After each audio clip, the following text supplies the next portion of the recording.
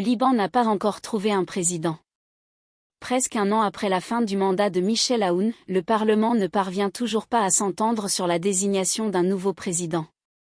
Depuis New York, le Premier ministre sortant, M. Najib Mikati, a accusé directement les factions chrétiennes qui, selon lui, représentent les principaux obstacles au processus de désignation d'un chef de l'État.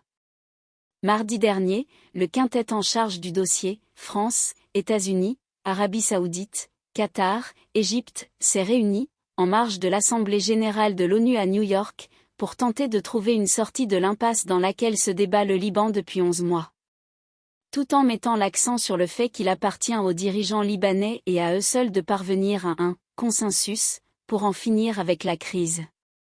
Rappelons que Liban traverse une crise économique sans précédent qui a laissé sur le carreau des millions de Libanais.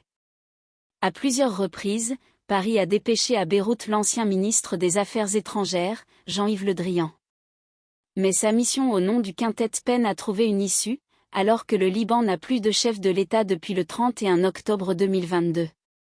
Il y a une semaine, l'ancien ministre français des Affaires étrangères a proposé au parti de choisir un autre candidat que Slimane Frangier, soutenu par le Hezbollah et le parti Amal, et Djihad Azour, appuyé par les factions chrétiennes dont le courant patriotique libre de Michel Aoun.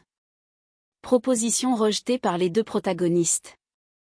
Cependant, à en croire le Premier ministre Mikati, le travail de M. Le Drian comporte quelques aspects positifs, sans qu'on puisse dire, pour autant, que la solution est à portée de main.